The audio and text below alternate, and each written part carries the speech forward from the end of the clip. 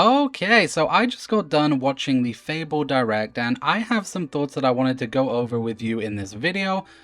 Some good, some kind of eh-ish, but overall, I'm feeling pretty positive about it. Now, I did go into this Direct with kind of skeptical expectations, and the reason for that is just because I wasn't sure if Playground Games were able to pull it off. I wasn't sure what the game was going to be like, and the fact that we've seen so little on it in general has kind of worried me. But I have to say that I have come out the other side, and I do feel pretty good about it in general. So let's just jump straight into it then. The first thing that they talked about was being passionate and proud about the game, and that is a really good sign, obviously. Now, of course, that could just be dev talk or PR talk. It doesn't necessarily mean anything, but based on what they said throughout this Direct and what I've read in a Q&A interview as well, it does seem that they genuinely are passionate about the franchise and the game in general, and they really want to bring it back to life. So that is always a really good start. Now let's talk about the graphics. Let's jump into the big obvious one. How does the game look? I think it looks pretty fantastic. Now, the art style is obviously different from the original games, and I do kind of miss that in a sense. I kind of miss that cartoony aspect the old games had. But it does look really good. Obviously, it looks really modern and up to date, and honestly, it looks like it's gonna struggle to run on my PC. It might cause some issues though. But it does look good. It does look like the art style has kept intact with that kind of fairy tale aesthetic. And overall, based on what I've seen from the towns and the environments and everything, the enemies, it looks pretty good. I'm pretty happy with what I saw in terms of the visual aspect. I think it looks great. Now, performance-wise, that is a different thing. The game looks absolutely stunning, but that of course means that there's potential it's not going to run very well, and just based on the footage that we've seen, there was a moment when the character was riding on a horse, and I did notice some stuttering going on. So even though it is an early build right now, that usually isn't a good sign in terms of optimization. Just for reference, I do play on a 3070 with an i7-10700K, and I have been finding more and more these days that I'm struggling to run quite a lot of games, so I feel like this one is really going to kick my computer's ass a little. There's absolutely no way I'm going to be able to run on high settings. I'm hoping for a solid medium at the very least, but we'll have to see. But optimization is something that still does concern me, which is honestly just unfortunate that that's the kind of state that we're in these days with gaming, but it is what it is. That's a worry with every single game that comes out nowadays. But yeah, again, based on this footage, I feel like they're gonna have to do a little bit more optimization before this comes out. There was also actually no mention of whether it's gonna run in 60 FPS on the consoles or not. I'm gonna assume not. I'm gonna assume it's gonna be running at 30. Maybe they'll have a performance mode, I'm not sure. But yeah, there just wasn't a whole lot of talk about performance, so we're gonna have to wait and see with that one. Now, they did also talk about the open world as well, and that this Fable is actually a full-on open world, so it's not zone-based anymore, which is pretty cool. Again, that was one of the big questions that I was asking. I don't think it makes all that much difference in terms of actual gameplay, like going between the zones never felt like unimmersive to me or anything in the original games, but it is cool just to have a full open world now. But again, leading back to the optimization, I do wonder how that's going to affect that. And it also left me with the question of level gating. Is, the fact that it's open world, am I going to be stuck in certain areas until I'm a certain level? So for example, if I try to go up the north of the map, would I hit higher level enemies and just get my ass kicked and basically not be able to do that until I've leveled up my character more? And they did actually go ahead and answer that in the Q&A, kind of. They essentially said you can go wherever you want and we don't want to limit the player, but they kind of dodged around the question a little bit. They said they'll have more info on it later, closer to release. But for right now, they were just kind of avoidy on it, which I thought was a little bit weird. So not entirely sure how the open world aspect is going to work in terms of leveling. But I'm hoping for that complete freedom, in the same sense of Skyrim, that I can just walk anywhere I want, whenever I want. And I will usually find stuff that either scales to me, or there is at least a lot of lower end options as well. Now in the world design as well, I was also a little bit worried about the varied biomes and such.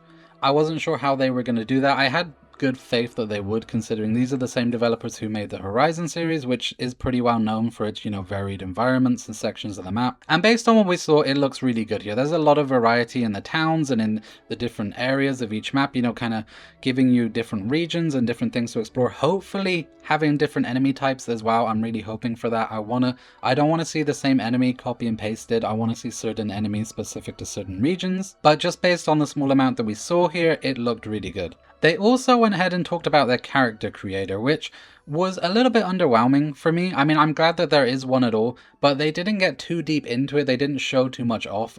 But based on what they said, it sounds very basic, so it doesn't seem like there's any sculpting in it. It seems like you just kind of pick from a bunch of heads and then you can add little details to your character. But it doesn't seem super in-depth, which, you know, I mean, for me personally, I don't think that's a big deal. I never spend much time creating my character anyway.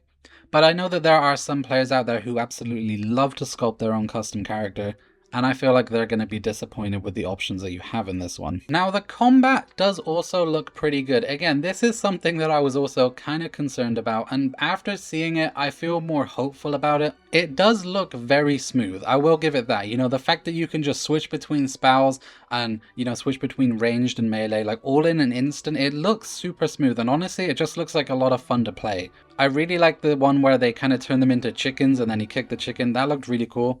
There was also a scene where he shot a skeleton in the leg and it ended up falling over, and then he like hit it with a hammer on the head and finished it off. I thought that was really great too. So enemies have certain weak spots that when you hit, you know, they'll stagger or they'll fall over and kind of open them up to more attacks, which is awesome. We did also see a hob hit another hob as well with a hammer and like kill it, which was pretty funny and quite on track for those creatures. So it seems like the combat here is pretty good. Now, I do have some issues with it, and they're not major issues per se, but just something that I noticed. So first of all, it does look like it lacks a little bit of impact. Now, that specifically is with the sword. I noticed that when the character was hitting with the sword, the enemies were getting stunned, but there wasn't much going on. It kind of just looked like they were being slapped by a video game sword. There was like no blood effects or anything going on that kind of made it seem like it had any weight or impact in each slash. It just, to me, it just looked very weightless. Now, the big hammer thing that she was swinging at one point looked a lot better. You know, it was actually like knocking enemies over and stuff. But I just thought that the sword gameplay looked a little bit weak. Now, it could just be that that is generally a weak sword. Maybe it was super early game and later on you'll get more powerful swords that would do more damage. But I don't know, I was just a little bit disappointed. Now, I know Fable has never really had blood in it per se. You know, it's never been like a super gory game. But I was hoping that this one would be a little bit different, especially considering it's a reboot of sorts. Like, I was hoping they would kind of add a bit more to it, a bit more of the modern systems. Like, maybe not full decapitation, I think that would be really cool, but I don't know, just like a little bit of impact when you were hitting would look a bit better. Again, it's not a big issue. I think overall it looks really fun and it looks really smooth. I just feel like it doesn't quite have that oomph yet, and I don't think it will by the time it gets to release, to be honest, but at the very least, it does look fun. Now let's get into the actual nitty-gritty of what Fable is about, because it isn't just about going on adventures and getting into combat. There's a bunch of stuff in between that is very important to the franchise, and that is things such as buying houses or buying businesses and being able to rent it to people or evict them, being able to marry and start a family and have kids. And again, I was kind of worried that they wouldn't include this. I was worried they would lean more into the adventure aspect and kind of skip out on this stuff. Maybe just put it in like a little bit, but not get too in depth with it. And I am super, super happy to say that they actually did go all in with this. It looks really impressive. So obviously, like in the original games, you can buy houses and properties and business. You do also get to go to work and do all the mini games that I absolutely adored doing back in Fable 3. That was so much fun. Just making the pancakes, I think it was, or the dough. I don't really remember what it was, but I just remember making something a lot and you were kind of like flipping it over, and it was a lot of fun. I spent so much time on that as a kid, and just also so much time just buying all the properties and then, you know, being a complete dick. I just love that they brought that back. It's here. It looks way more fleshed out as well, which is really good. Honestly though, they didn't show as much as I would have liked on all of these aspects, considering how important they are to me, at least in terms of Fable. But just based on the little that we did see, I am really happy that it's here, and it just looks like a ton of fun. It looks like, you know, it kind of brings me back to my childhood a little bit. So I'm excited. I'm really excited to go in and just test all these mechanics out and see what you can do. Push them to their limits, kind of. You know, we did see clips that you can evict people from their houses. You can marry multiple people and have kids with multiple people. So they have all of those systems in. And this also actually affects the NPC's view on you. Now, this is where I want to get into the honor system, because this is a little bit interesting. So since this is a reboot, the developers have said that they kind of want to make it their own. They don't want to just recreate the Lionsgate versions of the game. They want to put their own kind of mark on it, which I do really respect. I quite like that. So first of all, they did say about the honor system being a bit more unique in their game, a bit different from how it is in the original series. And here's a quote from the Q&A. They said, "So if a person sees you kicking a chicken, you will start to get a reputation as chicken chaser. And if enough people see you do it, or you do it a lot, that reputation will become one of the things that you're known for in the settlement. And people will react to you based on what they think about that particular reputation." So basically what it means is that every single NPC is going to view whatever you do differently. So for example, in this aspect, if you're kicking chickens, you know, some people may dislike that. They may see that as animal abuse. That may give you a negative reputation around them. But to other people, they may think it's really funny and cool and that you're kind of edgy and you're this cool guy, and you know, and they'll start to like you a lot more. So each individual NPC is tailored to have their own likes and dislikes, which will then affect how they view you based on the actions that you make, which I just think is really, really cool. It's not so black and white like it was in the original 3 games. It actually has a bit more depth to it now, and you know, certain people will like you for certain things. There was actually a clip in the Direct where the player was rich and someone was kind of pissed at them. I think she was like some kind of beggar. She was pissed because there was this big rich guy walking around and she didn't like him very much. But I assume if you go up to other fellow rich people, they're going to absolutely love you because, hey, you're rich, you know? Or if you give someone money, they're gonna like you, you know? The same with the housing system. If you evict someone from their house, you will actually see them living on the street, and they're gonna hate you now because you did something bad to them. And I assume it's gonna work the same way with relationships and businesses as well. When you hire someone, you know, they'll show up at your business, and then if you choose to fire them, they may end up hating you, which I just really like. It just seems like it has a lot of depth to it, which, you know, again, in a Fable game, that's kind of one of the unique aspects of it, is the interactions with the people in the world. And it really does seem like they're bringing this up to the next level here, and I'm just super, super excited to jump in and just play around with it. And this also applies to the actual in-game choices as well in terms of quests, because there was only one example of this, to be fair, but it was a quest where there was a giant, and you have a choice on whether you want to kill him or not. And killing him will have an effect because his body will lay lying dead in the grass for the rest of the game, and that will affect housing prices in the area. So based on just this one little thing, the assumption that I can make here is that each quest is going to have its own unique consequence. It's not just going to be a matter of like good or bad, you know, oh, you get good honor, you get bad honor, because, you know, each NPC has their own opinion. That's not really going to matter all that much.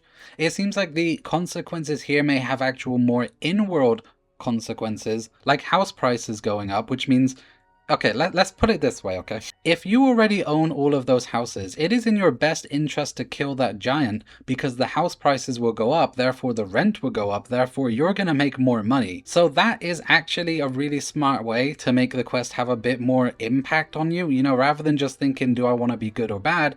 You kind of have more of a moral dilemma here, because if you kill the giant, you're probably doing the villagers a favor, but their rent is also going to go up, which is either going to help or kind of fuck you over a little bit if you haven't bought the houses. And I just feel like those sort of consequences are really, really smart. And so I'm hoping that that's the theme. I'm hoping that that's how a lot of these quests are going to go. You know, again, this was only one example. They didn't show us any more, which was unfortunate. But just based on this alone, it seems like there's a lot of potential here. And again, everything that they talked about and shown in this direct just kind of screams that love and passion that they have for it. Like, it kind of shows off to me that these guys really care about this franchise and they really want to make a new, updated Fable game. And so far, it looks like they're doing a really good job. Now, as I said, this is a reboot and they don't want to keep to the Lionsgate formula. They want to do their own. And one of the quotes from the article here was actually really interesting to me, so I'm going to read this out. It says, "And then fairy tale exists right at the opposite end of that spectrum." This is them talking about fantasy and such. But fairy tales are intimate. They're small stories about regular people. They're not grand and sweeping. They're very personal and whimsical, and ultimately they deal with what happens when magic touches the lives of ordinary folks. And I think that is a brilliant description of what Fable really is. It runs through our art style, it runs through our world building. We've really executed against that fairy tale idea in every part of the game we're building. And again, to me, this just goes back to that passion and that love. Separating the idea of fantasy and fairy tale, is really important to the core of Fable. And again, it's probably why there's no blood in the combat and such, because maybe that's more of a fantasy thing. You don't get much blood in fairy tales. But I do think that is just a core part of what is at the heart of Fable. And again, it just gives me, just that quote alone gives me so much confidence in this project. Now, to wrap things up then, we finally got the release date as well, and that is autumn 2026, so just at the end of this year. Now, that is nice. It's nice to finally have a release date, but it does kind of worry me a little bit because it's not a specific release date. It's a release window, which usually means they're not 100% sure of when the game will come out, so there is a real possibility as it is going to be delayed. I also instantly thought about GTA 6 because that is coming out around the same time, I think in November at some point. So that may end up clashing. I feel like, you know, a lot of developers, a lot of publishers are going to move their release dates based on when that game releases. So I don't feel super confident in the release date, because if they were confident, they would have, you know, said October or, you know, November or whenever they have in mind. I'm hoping for September, but I don't know. Just the fact it's autumn 2026 just really kind of worries me just a little bit. But overall then, I have a really good feeling about this game. This Direct really did put me at ease. I was skeptical going in, and I do feel a lot better about it. I'm not quite ready to pre-order, and I don't think that's even an option yet, but if it was, I wouldn't be ready to pre-order yet because I still have those issues that I mentioned, such as optimization being the biggest one. Will this game run well? That is very important to me. And I just feel like I haven't seen enough about the game or the gritty details in terms of the jobs and stuff just to know whether it's gonna quite live up to what I want it to be. Now, based on what I've seen, okay, I don't think this is gonna be any kind of game of the year. I don't think it's blowing anything out the water or doing anything crazy. I mean, the NPC routines are really nice, but we had that in Skyrim quite a long time ago. The NPC opinions on you are really cool, and I do think that that's a really good step up in the right direction. And the combat does look really smooth as well, so does the world. It just looks absolutely beautiful. But I don't know, just the whole time I was watching this, maybe it's just because I went in being skeptical, I just felt a little bit unsure. And even though I do feel confident in it now, I still can't say for sure if it's going to be like the greatest game of the year. It looks like a really good game, I can say that much, and I have no doubt that I'm going to have a great time playing it. But I do just still have some questions and things that I need answered and need a better look into certain things as well before I can make the decision to like purchase it. But I do just need to see more of the game, more details on it, more in-depth in the mechanics and such. But really what I need is to just sit down and actually play the game. So yeah, overall I'm feeling confident. I still have some questions, I still have some worries, mostly just the optimization. Maybe the writing a little bit as well. It looked good based on what we've seen, but we didn't see too much. You know, they didn't show off any quests or any characters or anything like that. Maybe they just want to keep it a surprise. But I honestly am going to just have to see a lot more. We also don't know how big the game is yet either. We don't know if it's going to be a huge open world map or if it's relatively small, but compact and dense. We have no idea what the scale of this thing is or how long it'll take to get through. So there are still some questions that need answering. Either way though, I am looking forward to playing this even more so than I was before. I'm pretty confident the Playground Games know what they're doing and they're passionate about it, which is the most important thing. And yeah, I overall think it was a really good showcase. Now, off topic, I will say I was disappointed that there was no Fable 2 release on PC. So if you're unaware, you can't currently play Fable 2 on PC. It is an Xbox exclusive. You can play it if you get the like xCloud thing and you stream it from a Xbox console or whatever, but you can't natively play it on PC, which is a little bit disappointing because the original got a re-release a few years ago, or I don't remember how long ago now, but quite a while ago. And Fable 3 is also delisted on Steam. It is still playable if you already owned it, but it is actually delisted now, and it also has the Games for Windows Live thing, which is a really old kind of interface. It's just kind of a bit of a pain in the ass to get working. If you want to play Fable 3, you have to troubleshoot quite a bit and go in and change some files.